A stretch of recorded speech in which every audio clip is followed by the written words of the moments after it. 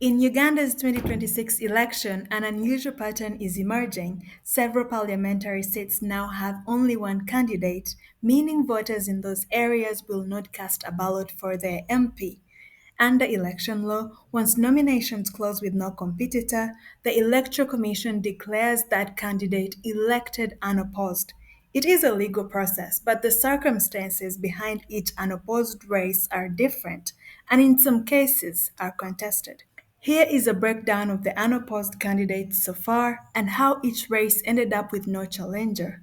The Electoral Commission said Anita Among was the only nominated candidate, but that nomination was messy and National Unity Platform accuses Among of foul play.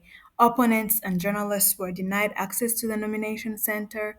Three challengers found their names deleted from the voters' register, and Noop's last-minute flag bearer Florence Asio disappeared on nomination day. The Electoral Commission declared Thomas Taiwo unopposed after the Noop aspirant Osbert Kato failed to meet nomination requirements before the deadline.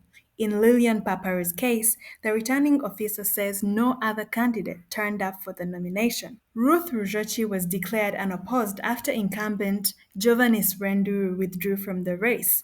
In Emmanuel Banya's case, the returning officer reported that no one else appeared for nomination by 5 p.m.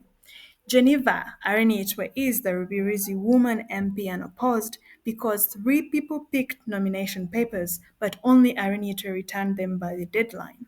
Ofono Opondo sailed through unopposed, and media reports indicate his opponent, Joram Pande, conceded to a petition challenging his nomination.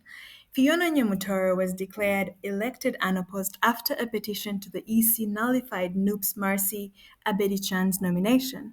Two of Abedichan's own petitioners, including her uncle, denied endorsing her candidacy. Moses Magugu was also declared elected unopposed after no other candidate filed nomination papers by the deadline. Annette Kirungi is also the other unopposed MP. According to NRM spokesperson Emmanuel Dombo, Noop's Lillian Kobugawe pulled out, leaving Kirungi unopposed. Other reported unopposed MPs by Dombo include Catherine Akumu, Peggy Wako, and Emily Kugonza. There are still petitions in play and anything can change. The real final list of who's truly unopposed won't be known until we get closer to election day. The real story isn't just who is running unopposed, it is why and what that means for our representation in 2026. Unopposed races raise legit questions. Are people dropping out? How were nominations held? Are there barriers stopping competition? Or is something else going on behind the scenes? All these uncontested seats aren't just numbers, they shape how much choice voters actually have in this election. I am Erin Kamkama for the UG Scroll.